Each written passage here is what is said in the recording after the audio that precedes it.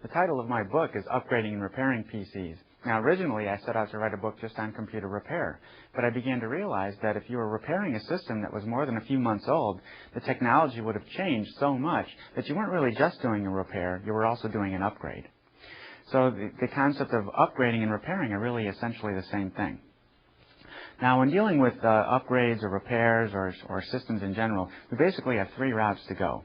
Number one, you can take a system that's already existing and we can upgrade it. That is, improve it, bring it up to modern technology. Number two, we could build a system from scratch. Or number three, you could just purchase a store-bought system. Let's examine all of these different ways of going about things. Number one, as far as an upgrade is concerned, when dealing with an upgrade, you're normally going to be changing the processor in the system. Now, in most cases, in virtually all cases, that is, the motherboard that's in your system now will not accept the new processor. So you're not going to only replace the processor, you're also going to have to replace the motherboard. And then that new motherboard is going to require a different type of memory than your previous motherboard also. So the essential components of an upgrade are processor, motherboard, and RAM. Now, with prices, these days, motherboards are around $100 to $150. You can get a reasonable speed processor for around $200 or so. And then memory, for 256 megs, which would be the minimum amount I'd recommend today, that's going for about $100. We're talking about $400 to $450 for a typical upgrade. Now, the thing you have to consider is that the upgrade is probably not worthwhile, that it's not worth to spend that kind of money unless you're going to be doubling the speed of the system you have now. So let's say, for example, you had a Pentium 4 and it was running at 1.6 gigahertz, and you decided that you were going to upgrade to a Pentium 4 1.8 or 2.0 gigahertz. That's really not enough of an upgrade to justify, doing all this work. And again, that new, processor may require a different motherboard. The sockets have changed, for example, on the Pentium 4, and you may even require a different type of memory. So to spend, $400 to $500 on a new motherboard, processor, and RAM without at least doubling the performance of the system is usually not worthwhile. Now, I have a couple of examples of that right here. When considering an upgrade of a system, we can go the Pentium 4 route, which is the Intel's current state-of-the-art, top-of-the-line processor. And here we have a motherboard which supports the Pentium 4. We have the Pentium 4 processor, and we have 256 megabytes of RAM. The other way to go, of course, is the AMD Athlon.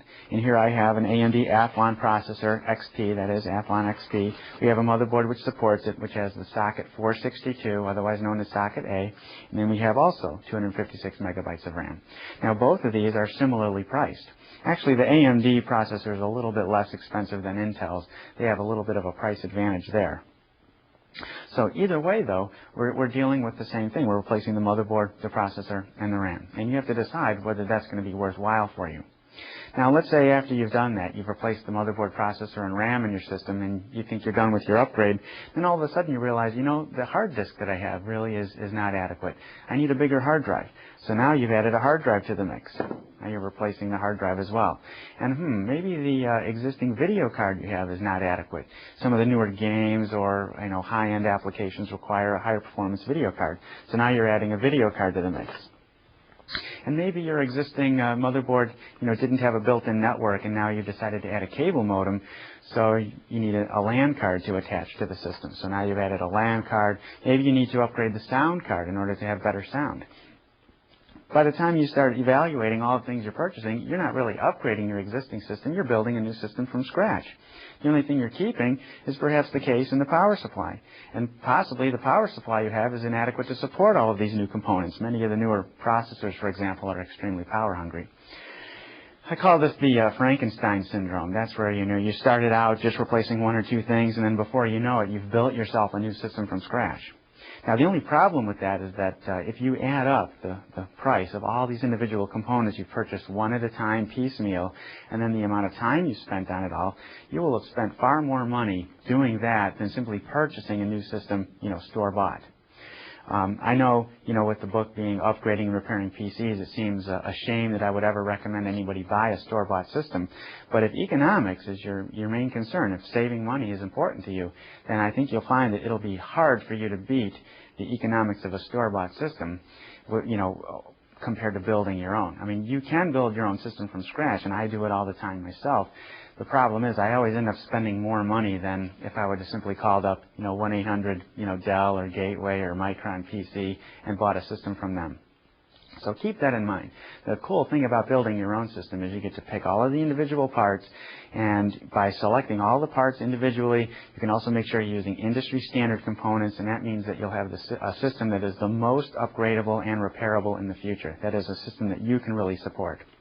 Now, another thing to consider, though, is that many of these name brand system manufacturers, like some of those I mentioned, also sell industry standard systems, which means that even if you purchase a store-bought system, you can have something that can be upgraded or repaired later on. That is, you can purchase replacement motherboards, which will fit directly in place of the one that's in there, with the new processor and RAM. You can upgrade the hard drive at a later point in time, the video card, etc. So just because you've purchased a store-bought system doesn't mean that you can't upgrade it later.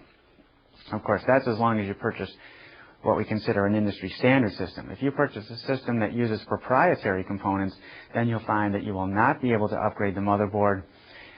You will not be able to use, the existing power supply and chassis and things like that. So in that case, an upgrade will almost always entail building a new system from scratch. That is, you'll be replacing the chassis, the power supply, the motherboard, and virtually all of the components in the system. I mean, just saving the hard drive and the keyboard and the mouse, to me, is not really much of an upgrade so much as building a whole new system. So these are some of the important things that you'll have to consider. Now, if you do decide to build a system from scratch, you want to find, an industry standard ATX chassis. You want to use industry standard ATX motherboard form factors. Obviously, we're going to use one of the, state-of-the-art processors, such as the Pentium 4 or the Athlon XP. We're going to use industry standard memory, video cards, disk drives, etc. And in that case, we can, build a system reasonably economically that will outperform most of the other systems on the market, including many of the store-bought systems, and something that you then know everything about all of the components that are in the system. You'll be able to support them yourself. You'll be able to service the system yourself, and of course, upgrade it in the future.